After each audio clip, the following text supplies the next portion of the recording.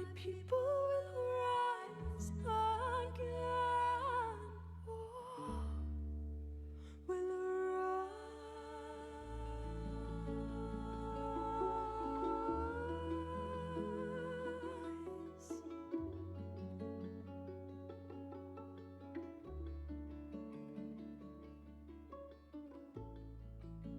So many times we've circled this fire,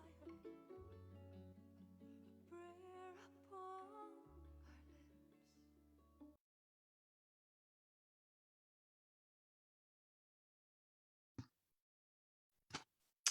All right, welcome everyone. How are we doing? Can you hear me? Good, clear visuals, and you can hear me. Fantastic. Welcome everyone. Thank you so much for being here. Just going to check if we are streaming live into the Facebook group. So if you haven't met me before, my name is Myra and welcome into my online world. I'm the founder and owner of an ascension sanctuary called Temple of the Priestess here on the Sunshine Coast, Australia. Welcome, welcome. I can see some familiar faces. And I'll just give a few moments if you're new to seeing me live on Zoom or in the Facebook land, can say hi in the chat. Let me know where you're tuning in from. I've got a couple of new names here that I don't recognize, so welcome. Thank you so much for being here. And we'll just check any comments in the Facebook stream. Yeah, great. Hi, Tanya. Lovely to meet you. Thanks for joining us.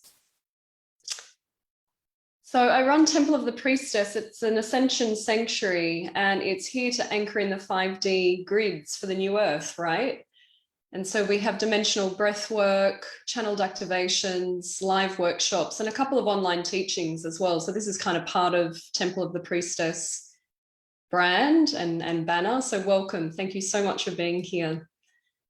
We also run the New Earth Academy. It's where ascension meets enterprise, and it's for the soul leaderships, the New Earth visionaries and the light workers that are really being called to come out into New Earth leadership roles and really take in that, I guess, the soul's highest mission, right? And to really get it out there and ground it, anchor it into your body and share your profound healing work and wisdom with the world.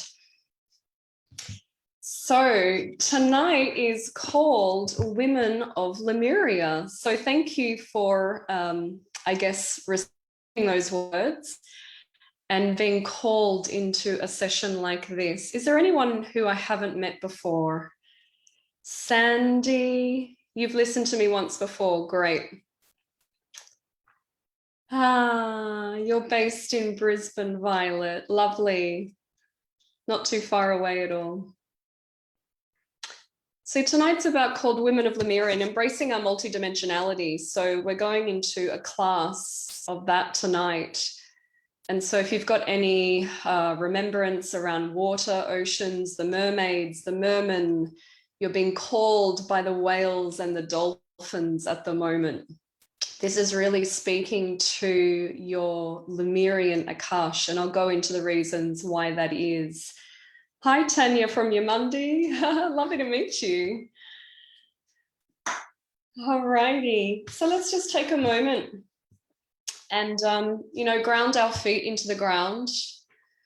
I like to have one hand on the heart, one hand down in the belly region. And just calling all of our energies back into the body. And just letting go of whatever you needed to do to make this call possible this evening.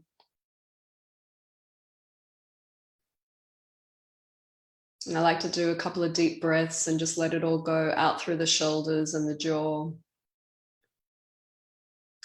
And we can even bring in the energy of the whales, dolphin dreaming, and just allow them to be present tonight in tonight's call. And if there's any spirit guides you work with or ancestors, ladies of the light, priestess sisters from Lemuria, just let them really be present tonight and kind of guide us all in holding this container.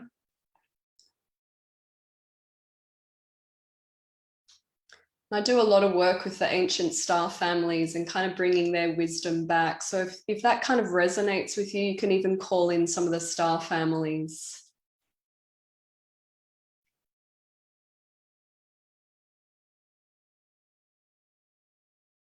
And as soon as I do that, I really feel my crown open up and then into my soul star. It just really gets activated and really wants to expand. So you kind of may feel that sensation for yourself as well.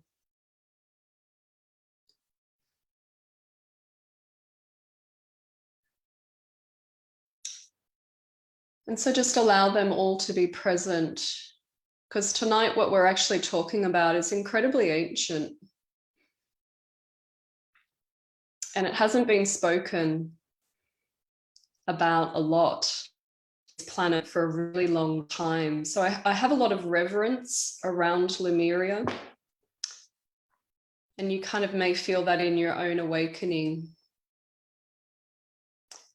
And so I've always been quite fascinated by the evolution of human consciousness. It's something I've always had since a young child. And what I really like to do is break it down into digestible pieces, so chunk-sized pieces that people can begin to understand the mechanics of ascension, can begin to understand the evolution of human consciousness and what the heck we are doing here on this planet, and make some sense of these really turbulent times of change. It's designed this way. It's designed to shake up the system so aggressively and so abruptly to let all the debris fall to the ground. And if you think about how we create and polish diamonds, we make diamonds under pressure. And this is exactly what is happening on a global scale. So we've had the introduction of the COVID narrative, the weather manipulation, and it will continue on for quite some time. So rather than getting stuck or kind of fearful of the story of the narrative, begin to kind of open up the lens a little bit wider and understand that it is actually designed this way. There's nothing wrong in the world. We're meant to be put under pressure to begin to review and assess everything that's going on in our life, to really keep the good bits, keep the bits that are working, keep the bits that matter to your heart. Because you quickly realize that everything else actually doesn't matter. It's not as important. And this is the beauty of Lemuria. We knew what was important because we hadn't left so much. We weren't attached to physicality. And here's an incredible part of Lemuria. We did not have any karma yet attached to this planet, planet Earth. So it's a very ancient time. It's a very ancient history. The Indigenous Australians know a lot about it.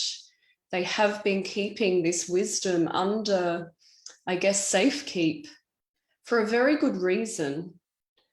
Because you actually have to be very, very responsible with really powerful wisdom. You don't give the gems to kindergarten children yet. They're not ready for it. So what I'm sharing tonight, they are the personal pathways that I have walked. And so I can only take you as far as I have personally traveled. I'll speak on some topics tonight that resonate with me, but I learned them from other teachers, and I will give homage and respect to the teachers, and I'm happy to share their names. But also what I'm more interested in is my direct remembrance. I want my own human Akash. I want my own DNA. I want my own higher self to come online and give me a direct remembrance, and absolute body remembrance. And so there will be variations in the story. So it's kind of like interviewing someone now. And if I were to go to Tokyo in Japan and ask someone, you know, what is it like to live in 2022? They will give a very different account to someone if I interviewed them, you know, in the Nullarbor, Australia.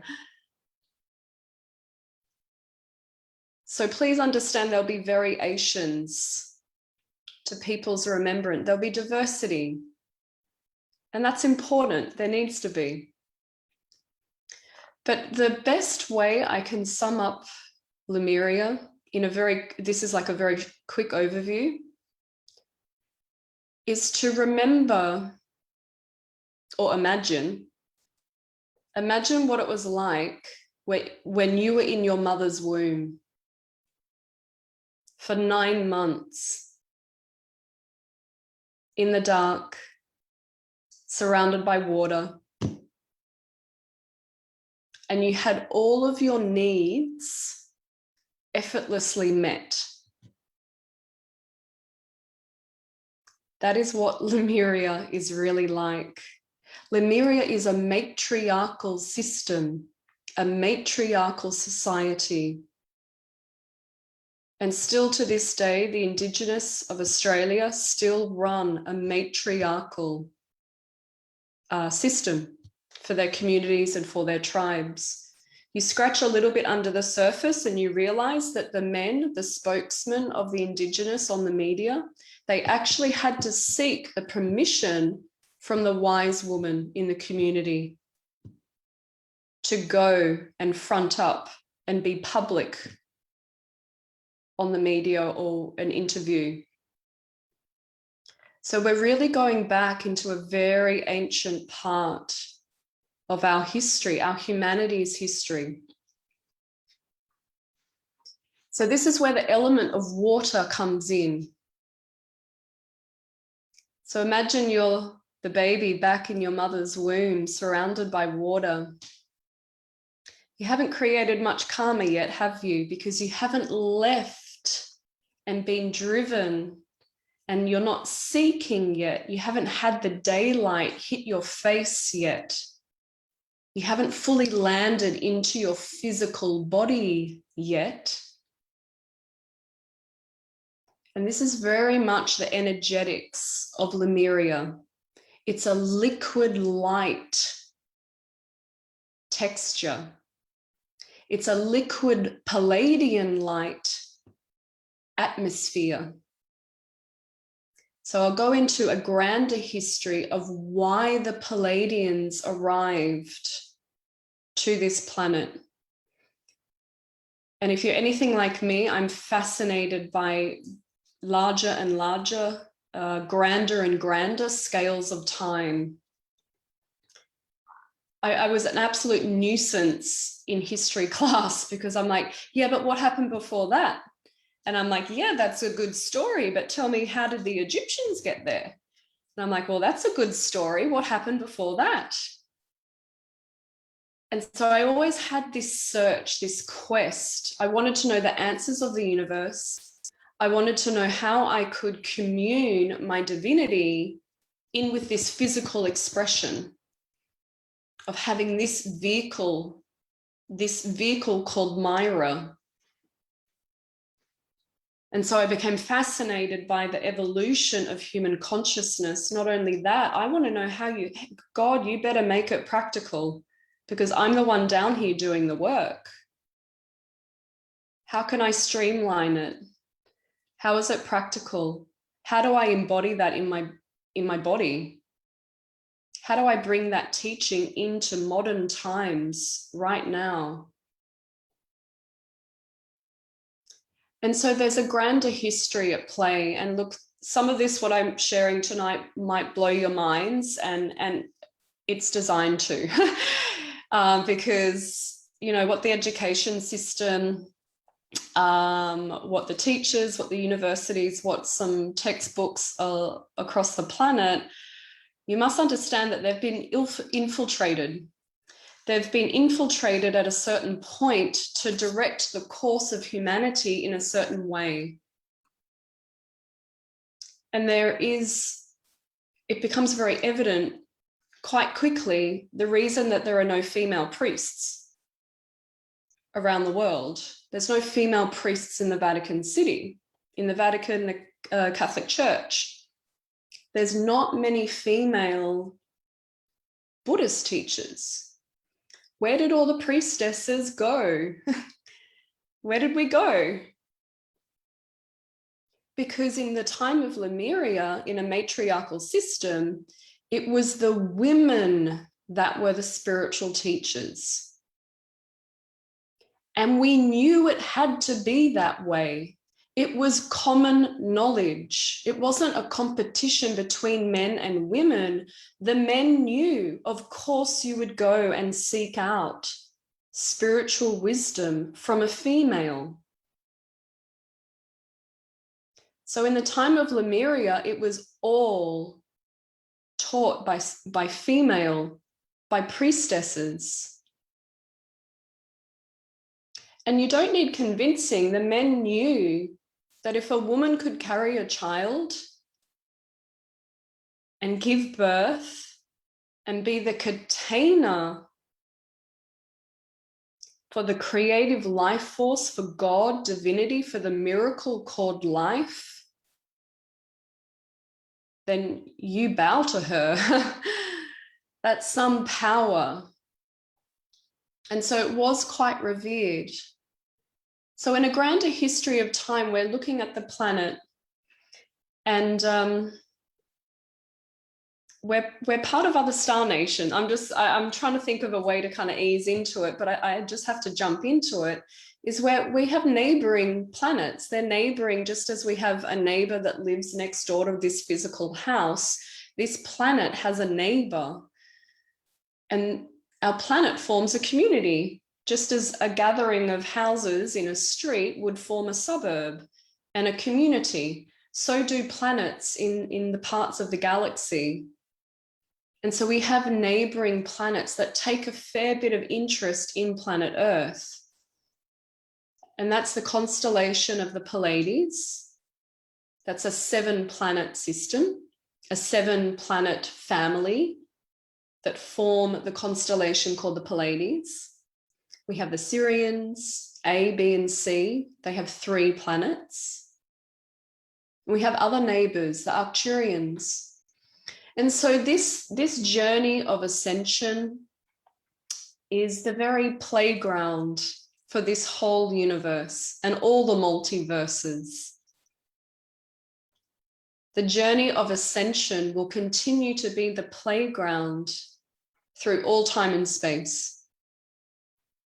Because if you reduce it back to the 0 point, if you reduce it back to the center point of the grand central sun, if you reduce it back to God consciousness, you don't know that you're God consciousness because you're simply being. You're merged with divinity. And so there is no separation. So in the separation, we begin to have contrast. We begin to create a playground of experiences. And so this is what's birthed out through all of the multiverses. So when a planet or when a star system hits the status of ascension, like the Arcturians did in this part of the neighborhood, you actually become a responsible adult. And so the Arcturians look out into neighboring planets and they go, where can we take this information next? We'll fly to Sirius and we will begin to share this information, core spiritual universal truth.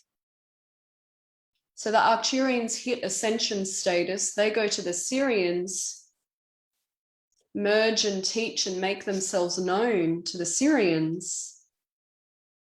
The Sirians hit ascension status. They cast their eye out into the neighboring star systems. Now the Pleiadians, when they reached the Pleiades, it was not pretty. seven systems, 7 planets in Pleiades, they were all at war. And so the Syrians arrive and go, hey, you can't do this, there's a better way. And so they merge, they make themselves known, and they begin the teaching. The Palladians then hit ascension phase, ascension status. They look out into the galaxy and go, where will we take this beautiful ancient wisdom next? Where do you think they landed next? Can type it in the chat. What planet did they get to next? They reached planet Earth. Yeah, Tanya. So this is why the Palladians are known as our spiritual parents. Yeah, this mess wasn't back then, Carolyn. Yeah. So this is why people have this deep remembrance of the Palladians. So they're what's known as our spiritual parents. The Syrians are known as our spiritual grandparents. And so the family tree continues, just as we physically have a genealogical family tree. And so one of my superpowers is kind of taking the micro and applying it to the macro. And you begin to see patterns play out. And one of my zones of genius is watching and identifying cyclical patterns that are repeating. And when you kind of lock into that rhythm, you begin to see science unify with music, unify with mathematics, unify with sacred geometry. Yeah. And so this is actually a remembrance we have from Lemuria, of when the animal kingdom unifies with the crystalline kingdom. We're connected in with the seasons, with the weather, with the cosmos. And you don't have to be taught it. You're born with it. You're built with that knowing.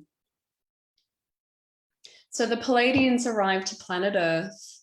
Now the Palladians, they send the female Palladians. So that's what I call the Palladian star mothers. So the men of Pallades, they're responsible for the flight of the aircraft, the logistics, the transportation, the scientific input and calculations. But they let the women set foot on this planet. And I call them the Palladian star mothers. And this is really the conception of Lemuria. This is like the birthplace. And they do that through the DNA. So I'm not sure if you know about the DNA, but the chromosomes are meant to match up, and there's kind of one missing for us. The scientists can't locate it. The scientists actually don't have powerful enough microscopes yet to identify it, but they will in the coming years. But that missing chromosome, that missing pair, it's quantum. It pops in and out of existence. That's why the scientists can't locate it yet. The reason it pops in and out of existence is it's quantum. It's multi-dimensional. Now, this is incredibly important information. This is what ties us and loops us back into our Palladian star mothers, the original teachers of this planet and humanity's history on this planet.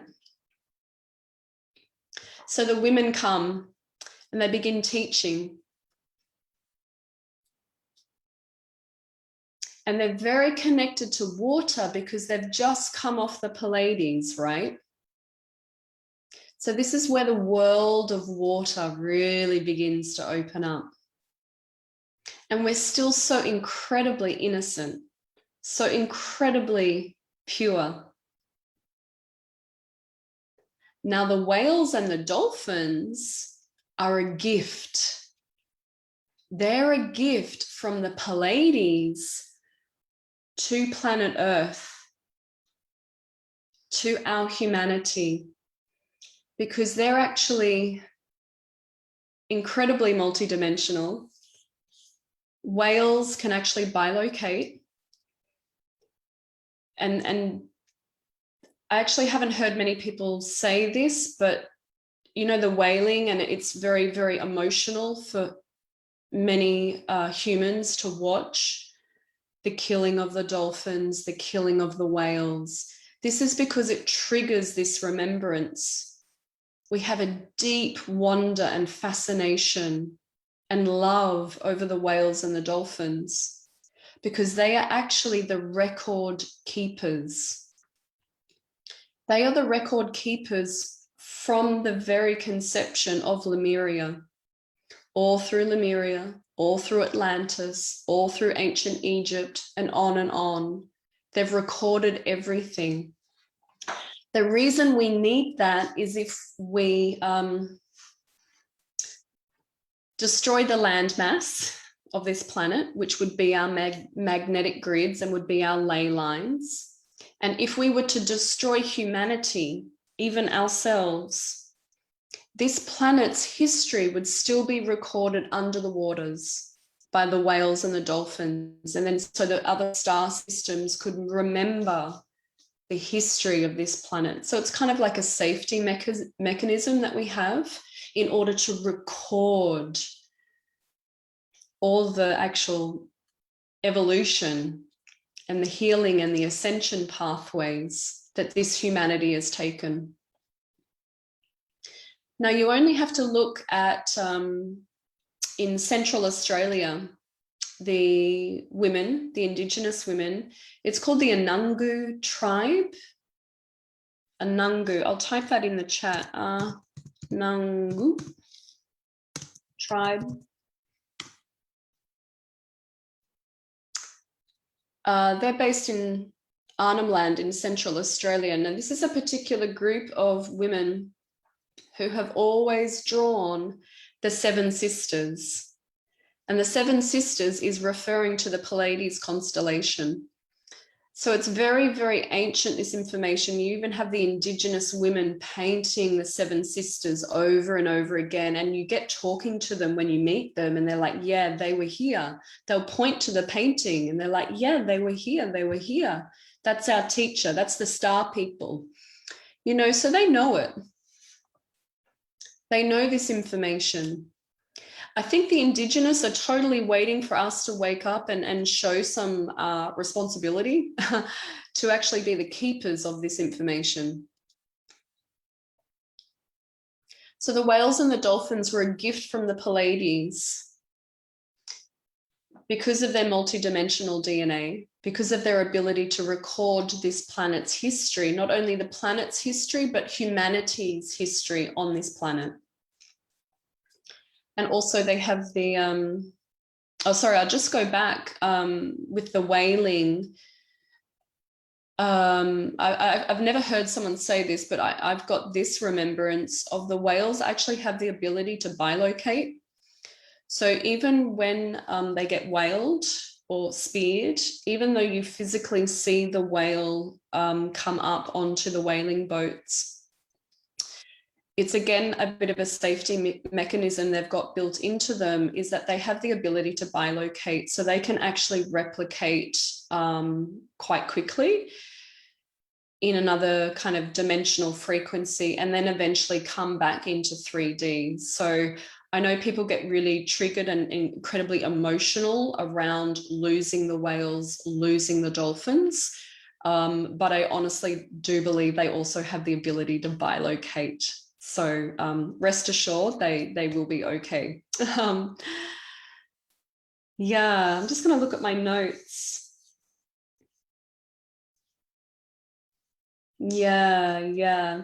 So you can imagine, you know, the planet's emotional body is all of that water content, all of the ocean. So that becomes the planet's emotional body. And we know that the emotions are the feminine principle. The waters are the feminine principle. So it really is, again, highlighting this feminine principle. And so the Pleiadian star mothers wanted to teach, and they began teaching here but they would teach the women only. And so then we have the very, very kind of first stages of Lemurian society beginning to take shape. Now, Lemuria, it's very slow. Civilizations take a very, very long time to establish. Doesn't all just kind of come up in a blip. I'm talking about 500,000 years here. Okay, it's a long process of building this, of having the star nations come. The conditions have to be right on this planet to have life. The water content was really important for the Palladians because the Palladians have this beautiful liquid light technology. Palladians are very good with understanding the intelligence and working with the power of water. And I do believe moving forward for this humanity, that there'll be many, many groundbreaking inventions to come out of truly understanding the power of water. Water and magnetics they're both multi-dimensional. They both have multi-dimensional aspects and they can both be programmed. So this is, if anyone has partners or husbands or know people that are handy or in the invention scientific space, I honestly believe if you play around with water and magnetics, you would make some really cool discoveries. And, you know, the work of Nikola Tesla will eventually come back as well. Yeah. So the very early stages of Lemurian society, so the women were all the temple keepers. And it's very basic, you know, we were still very connected to the land. Lemuria was not interested in high advanced science or technology. That came later with Atlantis. Lemuria was very basic. I'm talking bark huts. This is when this is a different kind of phase of Lemuria. This is when they came out of the water. And I will go back to the origins in the water, but I'll just talk now about Lemurian society. I'm talking, you know, barefoot, no shoes, more in the way that our Indigenous Australians live, very connected to the land, very connected to astral traveling, very connected to the stars and the cosmos, the seasons. And so in the time of Lemuria, the men who were the fishermen, the men would come to the women and ask, hey, where should we fish today? And the women would tune in because they'd be connected to the wind. They'd know the water currents. They'd know that that fish was breeding over there. So you wouldn't go there. You'd need to travel that way on that current to take you out the back reef to collect the fish from there today. So there was a lot of reverence and devotion to the women of Lemuria. Things around lovemaking, the birth of children, marriage, these sorts of things were highly revered, highly celebrated, and even quite a community event. And it was incredibly sacred. Things that were taught, and I'm talking, you know, the kind of things we want to go back to now, like that homeschooling, that community schooling, these sorts of things were prevalent in Lemuria. Yeah, kind of basic included teaching, simple teachings. Now, they were always taught that God was within. That was common knowledge. And you knew your place in the community and you knew your place in the land and in the seasons. So there was never this sense of quest or searching in Lemuria, because what would you have to search or quest when all of your needs were met? And so the spiritual development was always taught. So even if someone was a seeker, they would have all their spiritual thirst met by the community. So I'll go back into the really earlier stages where it's still very water bound. The reason it's water bound is the kind of refinement of the information that was coming through would actually have to be contained in water for so many years until it adjusted to the planetary conditions here to then begin to come out onto land. So this is where the mermaids and the mermen, the whales and the dolphins really come into play here. And this is why we seek and look back to the whales and the dolphins, because we remember them once when we were in the water with them. So this opens up the beautiful world of mermaids and mermen. And if you've ever seen the Disney cartoon, is it Ariel? The Little Mermaid, the Little Mermaid. There's just some really beautiful symbology in there. And as when I remember watching that as a young girl and going, oh, I mean, I didn't know the word Lemuria yet, but there was just this remembrance of, yeah. And it's so interesting that she loses her voice, because voice is actually incredibly powerful for where we need to transition into next, which is the new earth, which is the 5D. So fifth dimensional living actually begins up at the throat and above into the higher chakras. So this is why I teach it's so important for women to really begin to liberate your throat and to stand and speak in your truth. And we do need to begin talking about this ancient wisdom again. And this is the royal blues of the oceans. It's the blues of the whale kingdom, the dolphin dreaming. This is all where it's really sitting at and contained. So there's so much gem. There's so many treasures and wisdom in women liberating and really getting to know the power of their voice. And, you know, it's about time. We've been silenced for so long, right? And I even remember some kind of past lives I've had through, it's what's known as the burning years. The burning years is about a 300-year period that swept through Europe, Spain, the Celtic regions, a lot of places. But it was a very deliberate and intentional attack at the women we were the medicine women, we were the wise women, we were the midwives, we were the white witches. So we were highly revered still, and we were still some of the priestesses in that time. And so it came out of, what are they? Knights of the Templar, the Crusaders, the Crusade, and out of that kind of the very early stages of Vatican City, because they realized how powerful women are and how we are the keepers of this information. So there was a very deliberate attack at wiping out the female population.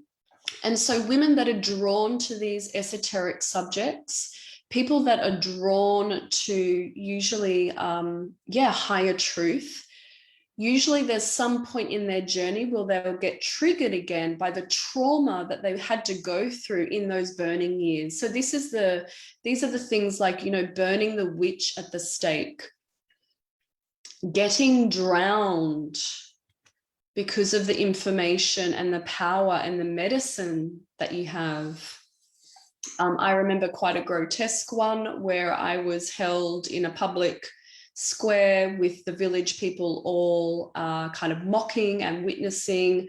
And I didn't die, but I deliberately had my tongue cut out of my mouth.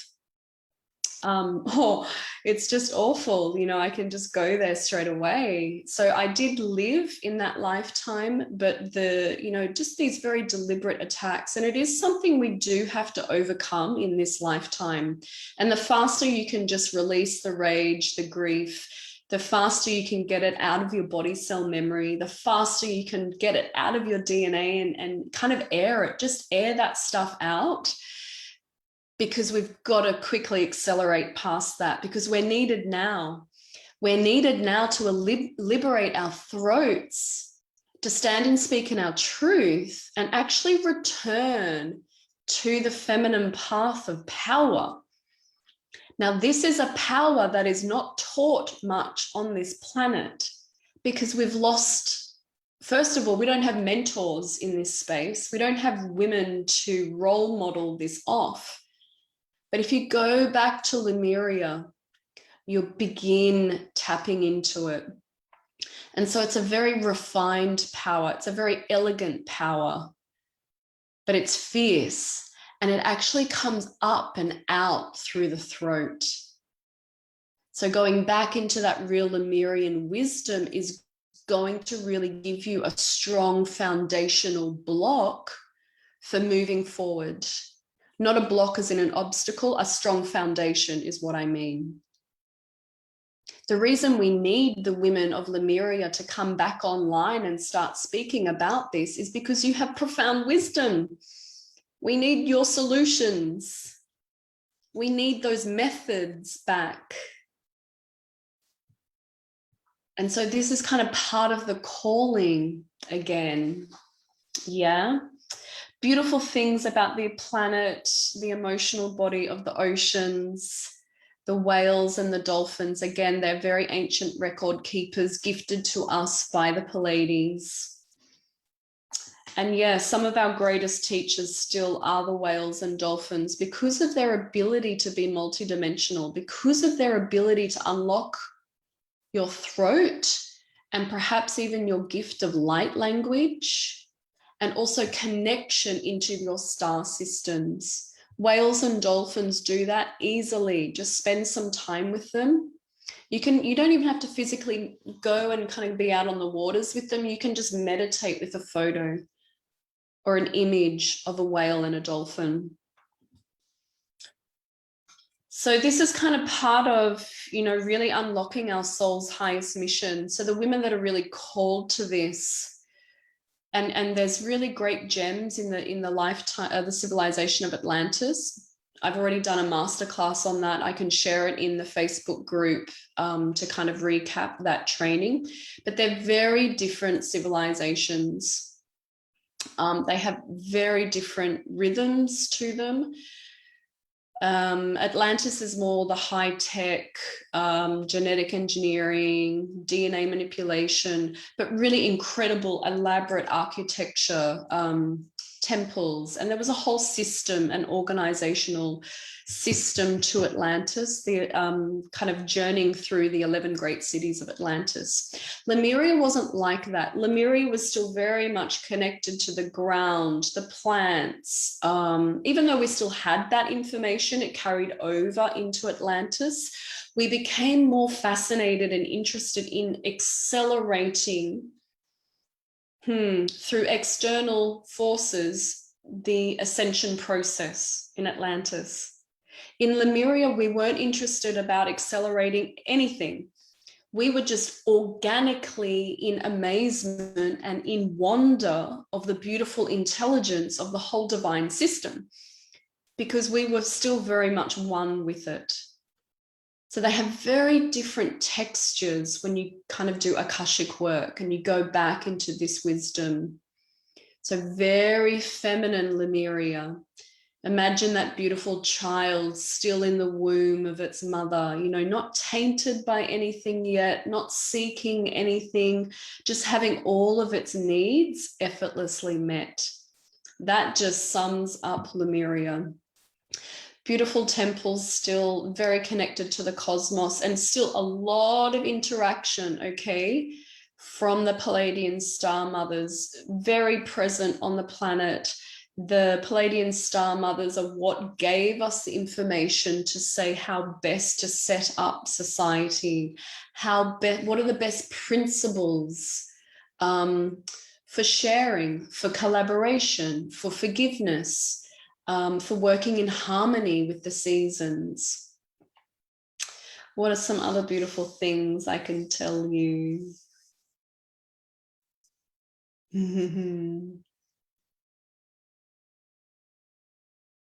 Yeah, I think, you know, the main thing is to know is the women were the leaders, very much. It's very clear.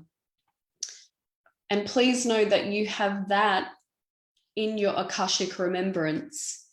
You have that in your DNA. And so really this is the time, because we're going over this really big transition. They're calling it the return of this divine feminine. You know, what is that? So the feminine energy, actually, the feminine principle needs to come in and lead for a certain phase of time. And then this healed, balanced masculine principle will then come and follow behind it. So it is really about the women, the feminine principle. I mean, the feminine principle is in men as well. So I'm not just referring to women, but I will say if you're a woman in this 2022, this lifetime, you are well and truly a woman in Lemuria.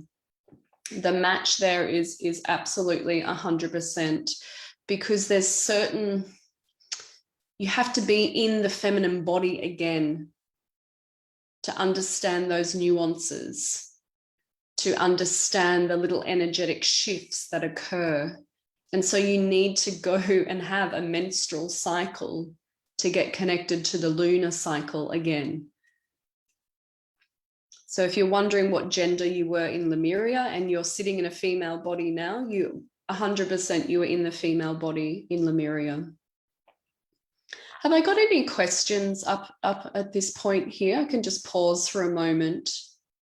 And you can just unmute yourself. And May, if you want to check if there's any questions in the Facebook comments, we just kind of take this opportunity to, yeah, just answer some questions for people. Am I blowing? Is this, some of this making sense, or some of it I've gone a bit too galactic on people? They weren't expecting that. Have I got any questions? No questions on Facebook, no worries at all. Okay, Tanya says, why are the women silenced? What was the reason for that? Okay, that's a really big question. I like it. To give you a quick overview, you actually need the best answer for this is, Tanya, for you to go and look at some ancient yogic texts. And all of the women here, any of the students here, we need to go and research and understand this word, yugas. Y-U-G-A-S. Oh, sorry, I've just sent that to May. May, if you share that with everyone. Yugas is a very grand age of time. And so if we understand the yin yang symbol, the portion that's black and the portion that's white,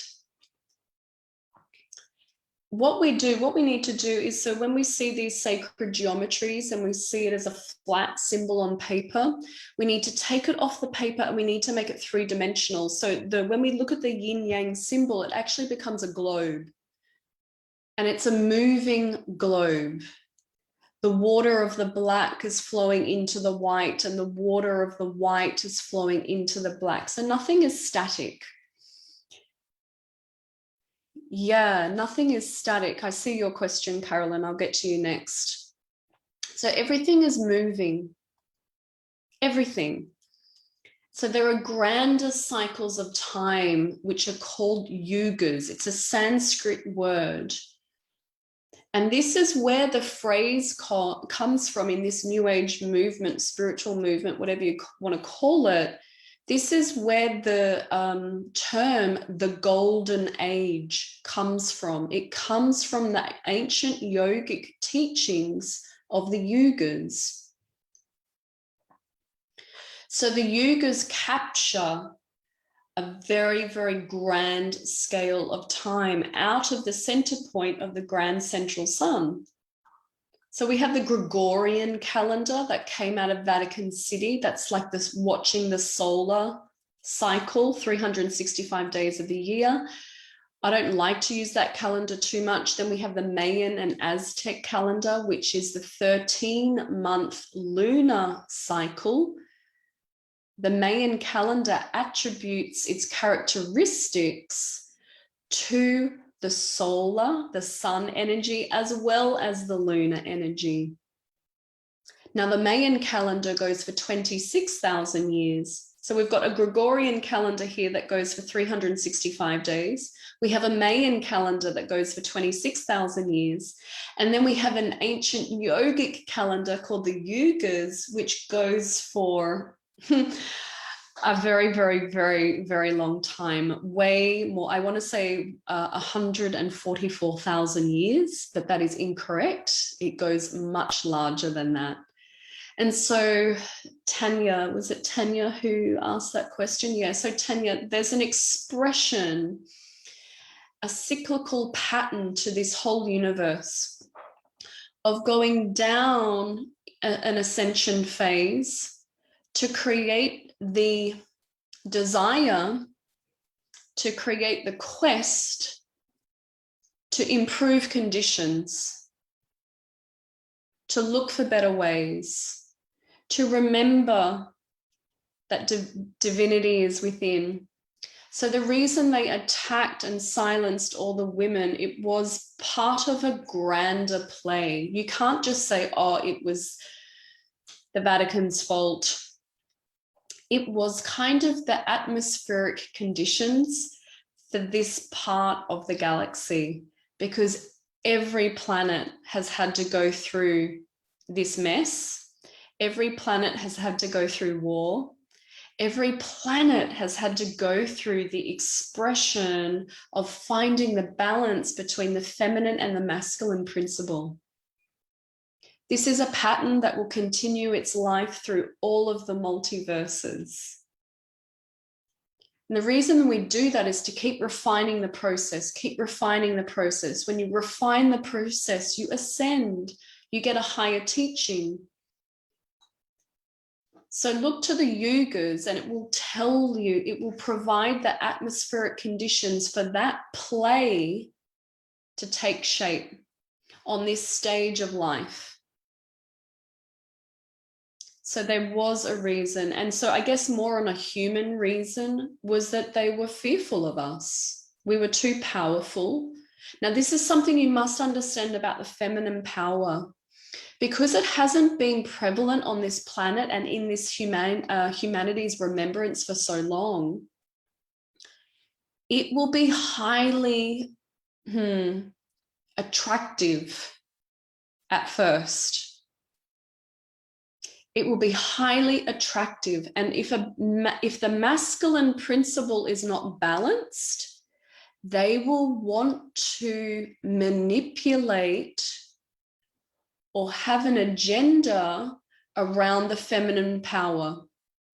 They were like, oh, she's too powerful, let's channel her here. So you must understand, as a female that's building up her power again into this feminine pathway of power, never ever do you seek your power outside of you, and you never have it attached to an external force or an external influence, because you can be corrupted by it.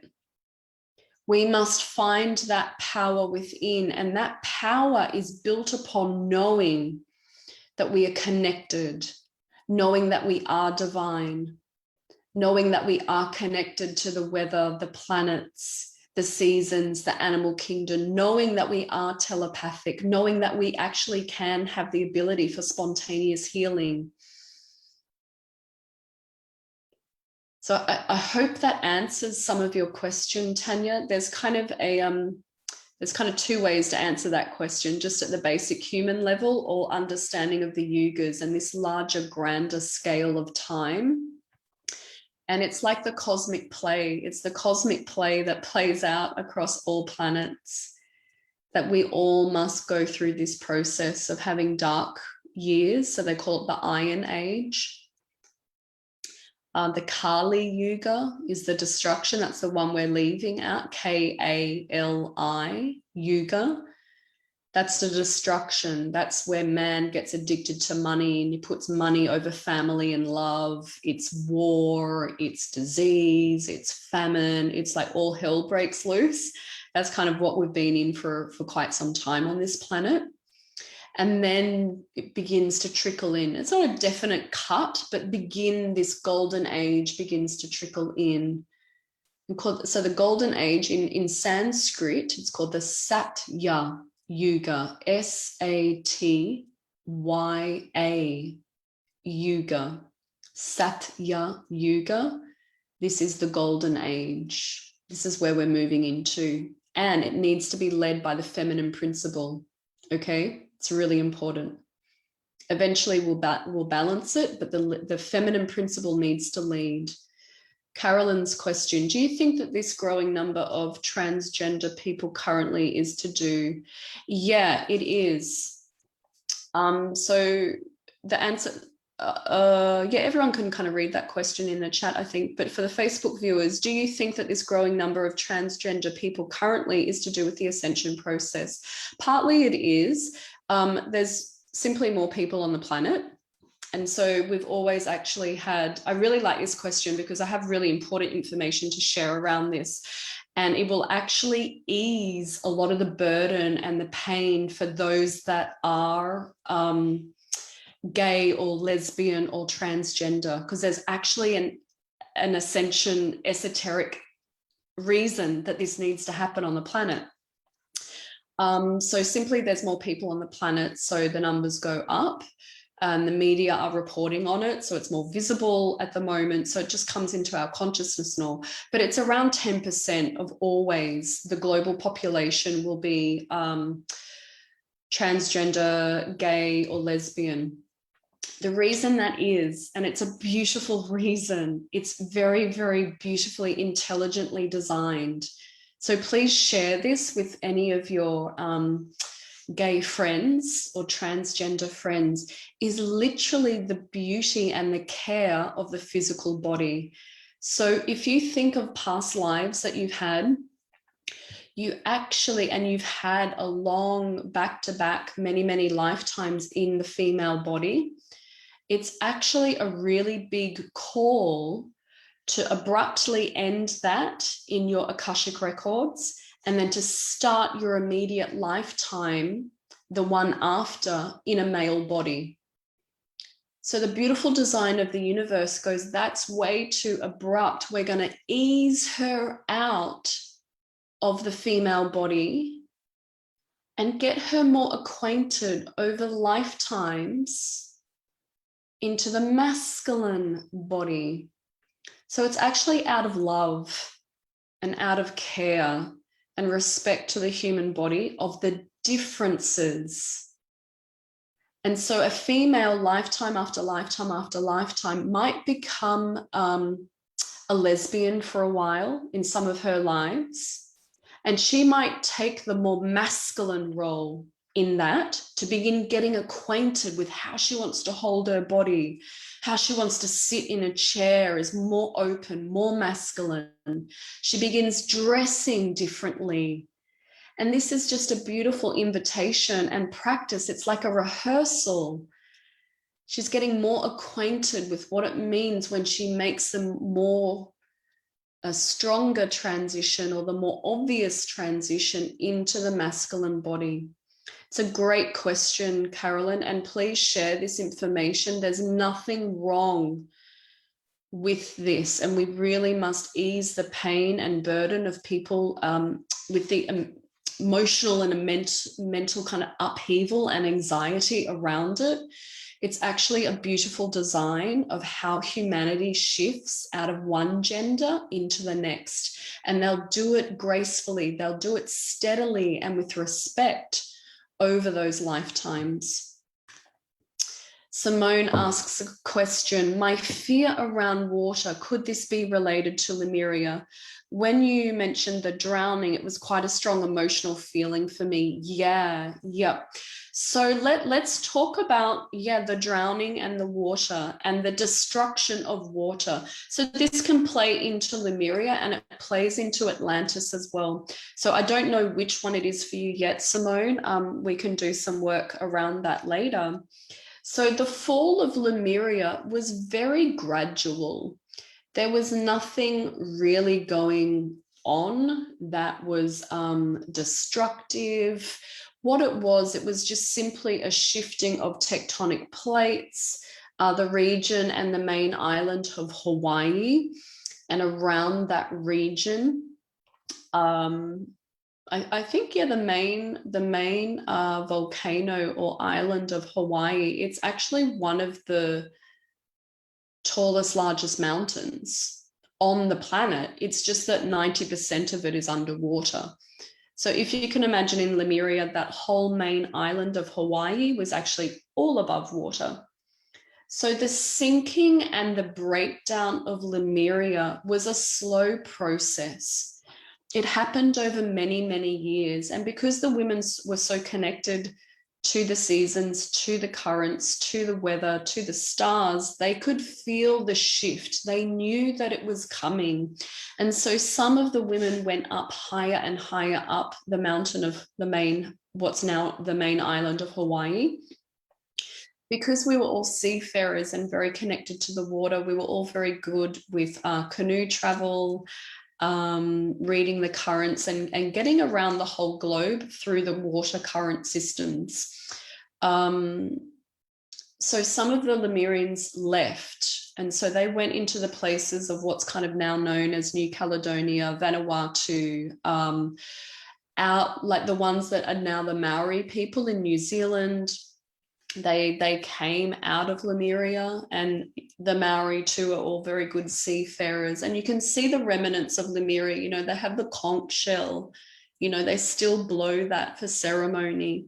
So whenever you ever see kind of shell work or anything around fish, anything around canoes, they've had a very strong influence from the people from Lemuria. When we get to Atlantis, the fall, so there were bodies of water shifting in Lemuria.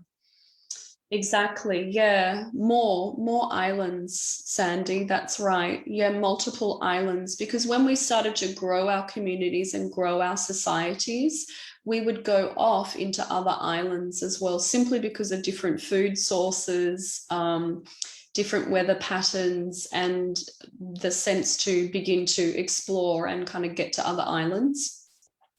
But a lot of it was around Hawaii, like the main really big temples. One of the biggest temples was the Temple of Rejuvenation, and that was in the main island of Hawaii. Places like Moria now in French Polynesia, very, very fascinated. I actually want to go. I've had a calling to go to Moria. That's spelled Moorea. I think it's part of the French Polynesian Islands. So the kind of the water displacement at the end of Lemuria was a bit steady, and we knew it was coming. We were prepared. We'd had resources prepared. We had kind of backup plans, those sorts of things. But in Atlantis, it was a very abrupt shift. There was absolutely a disturbance that happened at a very full-on level. And so drowning around Atlantis really is more like a tsunami wave. It's really like massive tectonic plates. I mean, the poles shifted. The planet went off its axes in Atlantis. Were the Lemuria? Yeah, definitely, Sandy. Yeah. So were there Lemurians in Australia? Yeah, well and truly. So even where this is kind of where it gets really multidimensional. And so I kind of want to touch on this before we wrap up, is you'll begin having experiences on your awakening of where being incredibly multidimensional. So it really does begin to open up your eyes to how you can live multiple timelines in one lifetime. So even the property that I've bought now at Curramundi Beach, and if any of you are local, you'll know Curramundi Lake. And if you don't, I strongly encourage you to look at it on a map and take an aerial view of it. So Curramundi Lake is a tidal lake. It gets washed and flushed out every morning and every evening. So it's been washed by the feminine principle of the oceans twice a day. Now, when you look at Curramundi Lake on a map, it's like a womb. It's actually sacred women's birthing ground. And so when you look at it, it's the womb and it's the birth canal that's flowing out to the ocean waters. And so I want you to understand how your Lemurian life that you perhaps lived all the way back then can actually be very alive in this incarnation now. And that is where I really strongly encourage women and the viewers is to really begin to tap into this and bring back that ancient wisdom, because it is absolutely essential and it's needed on this planet. Our children, the ones that are coming in really awake, a lot more evolved, they need to be held and supported by this ancient wisdom. So beautiful work I do. There's actually a lot of free resources in the Facebook group, Temple of the Priestess. I'm just going to organize a few and kind of make it kind of crystal clear in a few kind of guides. But there's a lot, there's Awakening to Atlantis, another masterclass I've done. There's a lot of free online resources there, but I really want to get women kind of immersed in this information again, because I really want you to understand you are not alone in this process. Women are popping up with these remembrances all around the globe now.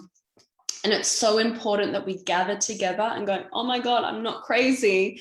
We actually need to band together and say, this is actually incredibly important. What are we going to do with this information? How can we ground it, embody it, and anchor it in and actually do something about it? So this is kind of the space that I work in. So if you haven't joined the Facebook group, May, can you just pop it in the chat and the Facebook comments as well? So you can join the Facebook group. Now, for those of you that are geographically located on the Sunshine Coast, I've got a full day, 1 day live event workshop with me. It's 7 hours with me.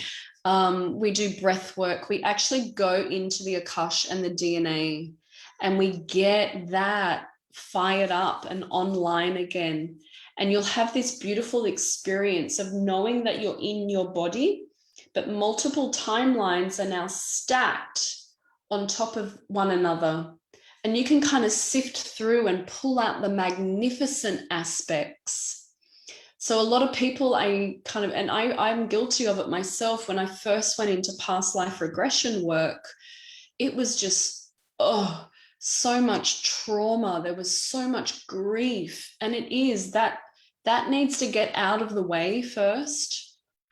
When you get past that, I really want people to actually understand how powerful we are, and we can go back and tap into these lifetimes from Lemuria.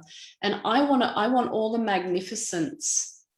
I want to dial that out and bring it into this body now.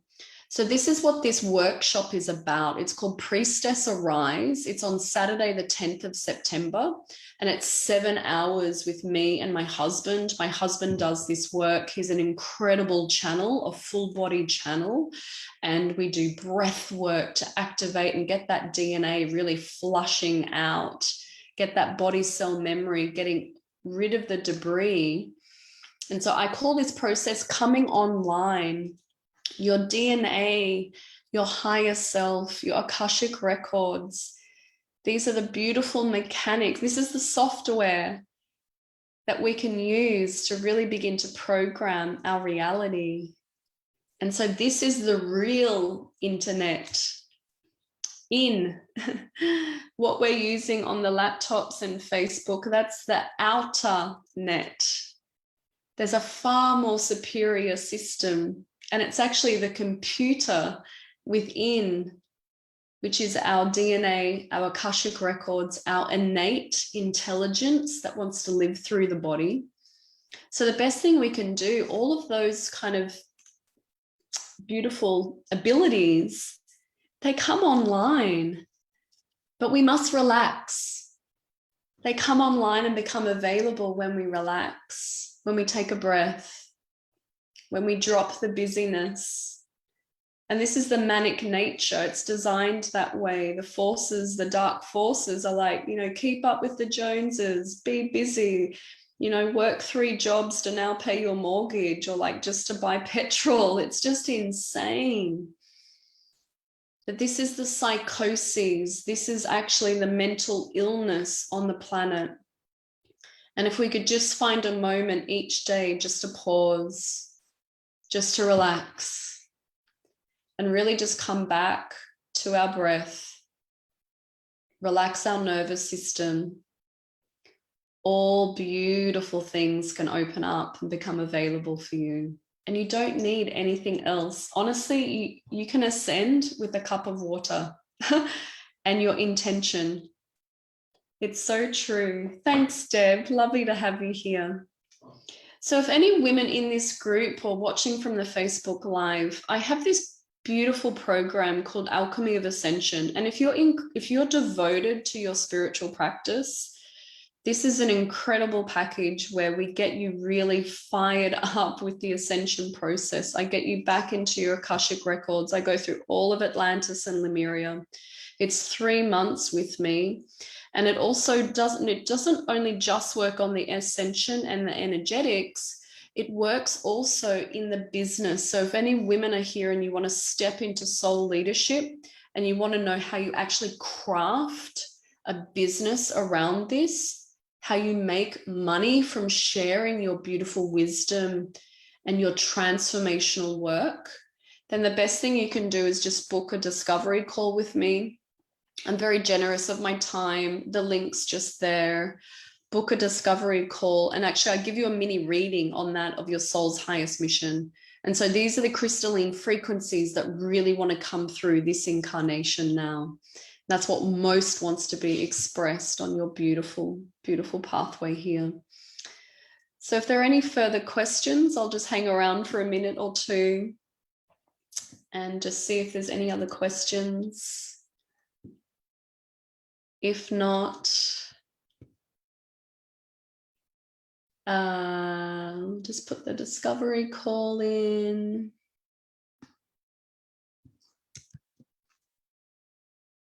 Hey, yeah, great.